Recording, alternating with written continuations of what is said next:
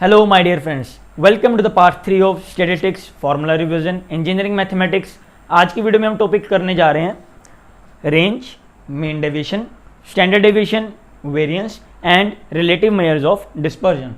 तो चलिए अब हम शुरू करते हैं with the very first topic of our day, that is range. तो जो सबसे पहला टॉपिक हमारे पास है वो है रेंज। रेंज की डेफिनेशन देखते हैं सबसे पहले। It is defined as the difference between largest and smallest number in the set। मान लीजिए आपको कोई भी सेट गिवन है तो उसमें जो लार्जेस्ट वैल्यू है और जो स्मॉलेस्ट वैल्यू है उन दोनों के बीच का जो डिफरेंस है वही हमारी रेंज है। फॉर एग्जांपल एक फॉर्मूला लिखा हमने, range is equal to X minus Y, जहाँ पर जो एक्स डिनोट कर रहा है ग्रेटेस्ट वैल्यू और जो वाई डिनोट कर रहा है दैट इज स्मॉलेस्ट वैल्यू। तो जो एग्जाम्पल ये हमने 13, 14, 17, 19 कोई भी रैंडम एक सेट है तो इसकी जो रेंज होगी डाटा की वो क्या होगी, largest value which is 19 and the smallest value which is 13। तो इन दोनों के जो डिफरेंस होगा that is 19 minus 13 is equal to 6। तो ये हमारी है रेंज। नेक्स्ट हमारे पास आता है सेमी इंटर क्वार्टाइल रेंज और क्वार्टाइल डेविएशन। बेसिकली आपको क्वार्टाइल डेविएशन के बारे में बताना है, उसका क्या फॉर्मूला होता है, और क्वार्टाइल डेविएशन को हम सेमी इंटर क्वार्टाइल रेंज के साथ भी डिनोट करते हैं। अगर आपने पार्ट 2 नहीं देखा इस वीडियो का जिसमें मैंने क्वार्टाइल डेविएशन के बारे में बताया और क्वार्टाइल्स क्या होते हैं उसके बारे में बताया, तो आप पार्ट 2 को जाके सबसे पहले देखिए, तभी आपको ये आगे समझ आएगा। It is denoted by Q and is defined by Q is equal to Q3 minus Q1 divided by 2, where Q1 and Q3 are first and third quartiles of given data. Basically quartile क्या होता है, जो 3 values होती हैं जो data को 4 equal parts में divide करती हैं, उन्हीं को हम क्वार्टाइल कहते हैं। तो क्वार्टाइल की जो क्वार्टाइल डेविएशन का जो formula that is Q is equal to Q3 minus Q1 divided by 2, जहाँ पर Q1 का मीनिंग है first quartile and Q3 is third quartile. Now we will see the concept of mean deviation.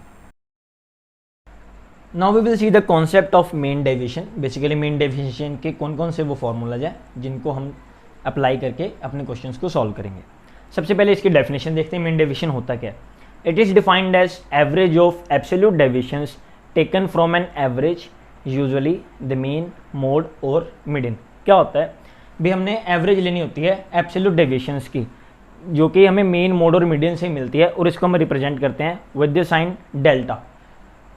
अगर मान लीजिए आपको कोई भी सीरीज गिवन है, एक्स आई में कुछ नंबर ऑफ वैल्यूज गिवन है, सबसे पहले आप क्या करोगे, उसका मीन कैलकुलेट कर लोगे। जब आपने उसका मीन कैलकुलेट कर लिया तो जो वैल्यूज आपको एक्स आई में गिवन है आपने अपने मीन को उसमें से सब्ट्रैक्ट करते जाना है और उसका मॉडुलस लेते जाना है। उसी का दोबारा आपने फिर से मीन लेना है, जो जिसको हम मीन डेविएशन बेसिकली कहते हैं। ये है concept of mean deviation.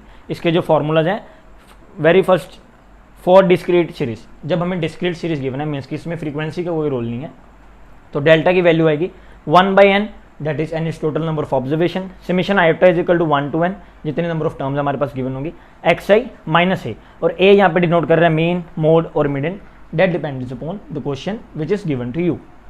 Second number पे हमारे पास आता है फॉर फ्रीक्वेंसी डिस्ट्रीब्यूशन। अब जहाँ पे हमें फ्रीक्वेंसी गिवन होगी एक्स आई के साथ, कुछ नहीं करना, delta is equal to 1/N, summation iota is equal to 1 to n number of terms, F I means की फ्रीक्वेंसी, जितनी भी फ्रीक्वेंसी गिवन है उसका समेशन लेंगे, एक्स आई माइनस ए, यहाँ पर बस एक फ्रीक्वेंसी के टर्म को हमने एडअप कर दिया, मल्टीप्लाई कर दिया, और एन के स्मॉल एन की जगह कैपिटल एन, तो कैपिटल एन की वैल्यू जो हम निकालेंगे that is summation iota is equal to 1 to n multiply by means की एफ आई, जो फ्रीक्वेंसी में टर्म्स गिवन है 1 से लेकर n नंबर ऑफ टर्म्स तक, उन सभी का जब आप एडिशन लोगे तो उसकी वैल्यू आपको कैपिटल एन के बराबर मिलेगी।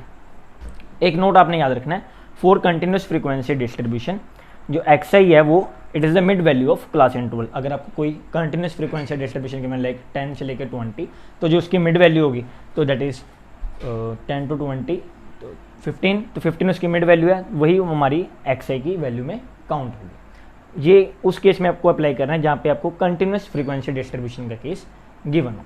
Now we will see the concept of standard deviation and variance. It is very simple. वो भी स्टैंडर्ड डेविएशन और वेरिएंस में कुछ भी इतनी खास बात नहीं है, क्योंकि अगर आपने स्टैंडर्ड डेविएशन को कैलकुलेट कर लिया तो आप इजीली वेरिएंस को कैलकुलेट कर सकते हैं, बिकॉज उसका हमने स्क्वायर रूट लेना होता है। वो आगे हम देखते हैं कि उसका कॉन्सेप्ट क्या है। तो चलिए अब हम शुरू करते हैं with the concept of standard deviation. Now we will see the concept of standard deviation. सबसे पहले हम इसकी डेफिनेशन देखते हैं। It is positive square root of, ये पॉजिटिव स्क्वायर रूट होता है arithmetic mean of square of deviation arithmetic mean लेना है हमने किसका, square of deviation of given values from arithmetic mean. इसको डिनोट करते हैं हम विद सिंबल सिग्मा। तो sigma is equal to under root of positive square root of 1/n summation iota is equal to 1 to n multiply by xi minus x bar whole square, जहाँ पे जो x बार वाली term है वो क्या denote कर रही है, दैट इज एरिथमेटिक मीन। मान लीजिए हमें फॉर डिस्क्रीट फ्रीक्वेंसी डिस्ट्रीब्यूशन का केस गिवन है जहाँ पे हमें xi और fi दोनों टर्म्स हैं, तो उस केस में हम वेरिएंस को कैसे कैलकुलेट करते हैं, very simple, sigma is equal to under root of 1/N, और कैपिटल N की जो वैल्यू होती है हमने पहले भी देखा था, summation of iota is equal to 1 to n fi। तो ये कैपिटल N की बेसिकली वैल्यू होती है, fi xi minus x bar whole square. तो ये इससे हम, अगर हमें डिस्क्रीट फ्रीक्वेंसी डिस्ट्रीब्यूशन का केस गिवन है तो उसमें हम स्टैंडर्ड डेविएशन फाइंड कर सकते हैं। अब वेरिएंस क्या होती है, अगर आपको स्टैंडर्ड डेविएशन समझ लगी तो वेरिएंस तो उसका कुछ भी नहीं है, सिंपल आपने उसका स्क्वायर कर देना है स्टैंडर्ड डेविएशन का। The average of square of deviation taken from mean is called variance. Definition में इतना कुछ खास बात नहीं है, आपने सिग्मा स्क्वायर किया तो ये पॉजिटिव स्क्वायर रूट हट जाएगा, तो 1/n summation iota is equal to 1 to n fi xi minus x bar whole square. It is basically in the case of discrete frequency distribution, जहाँ पे आपको फ्रीक्वेंसी डिस्ट्रीब्यूशन का केस गिवन है, और आप इसी फॉर्मूला को, जो सबसे पहले हमने फॉर्मूला लिखा, उसको हम इस फॉर्म में भी लिख सकते हैं, sigma square is equal to 1/n summation iota is equal to 1 to n where n is small n denotes total number of observation xi square minus x bar square. तो ये था हमारा concept standard deviation as well as variance का। अब हम थोड़ी बहुत ही basic terms बची हैं, उनको जल्दी से बाइंड अप करके आज का सेशन बाइंड अप करेंगे। Now we will see the empirical relation between mean, median और मोड। मेन, मीडियन और मोड के बीच का जो रिलेशन है वो क्या है, 3 times of median is equal to mode plus 2 times of mean.